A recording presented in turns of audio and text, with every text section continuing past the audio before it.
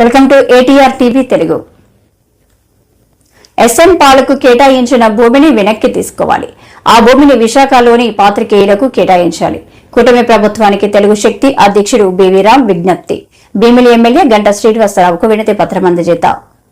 SN పాల్కు కేటాయించిన భూమిని వెనక్కి తీసుకోవాలి. ఆ భూమిని విశాఖలోని పాత్రికేయులకు కేటాయించాలి. కూటమి ప్రభుత్వానికి తెలుగు శక్తి అధ్యక్షుడు బీవీ రామ్ విజ్ఞప్తి. భీమిలి ఎమ్మెల్యే గంటా శ్రీనివాసరావుకు వినతి పత్రం అందజేత. పులివెందుల ఎమ్మెల్యే వైఎస్ జగన్ మానవతావాది కాదని బీవీ రామ్ విమర్శ.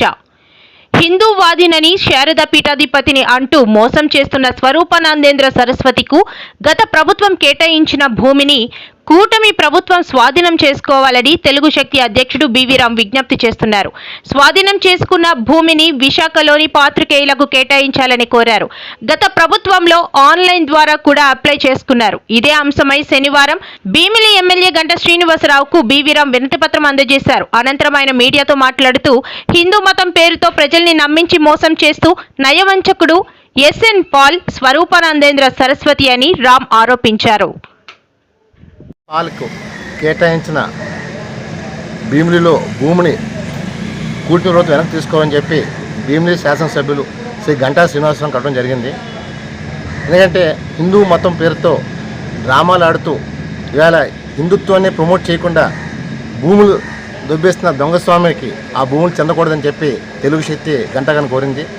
అలాగే ఆ భూములు కూడా విశాఖ జర్నలిస్టులకి కేటాయించాలని చెప్పి విన్నపం చేశాం.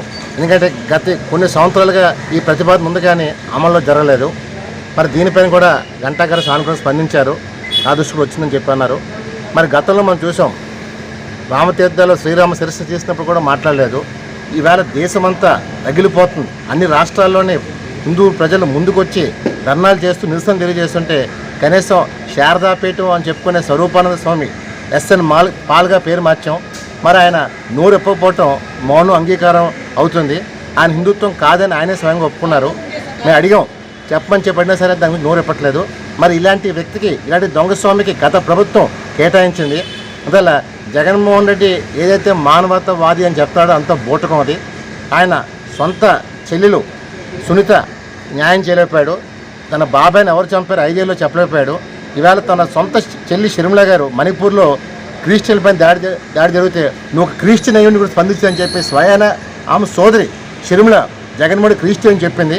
మరి ఇంతకంటే ఏం కావాలి జగన్మోహన్ క్రిస్టియన్ చెప్పడానికి? ఈవేళ మానవతావాది అయిన ముసుగులో జగన్మోహన్ డ్రామా ఆడుతున్నారు.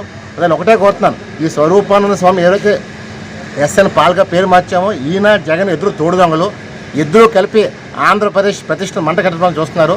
సో దయచేసి ఆ భీములలో ఏవైతే 15 ఎకరాల భూమి కేటాయించారో ఆ భూమి వెనక్కి తీసుకొని విశాఖ జర్నలిస్ట్కి ఇచ్చి న్యాయం చేయమని కూటమి ప్రభుత్వాన్ని ముఖ్యమంత్రి చంద్రబాబు గారిని పవన్ కళ్యాణ్ గారికి గంటా శ్రీనివాసరావు కోరాను.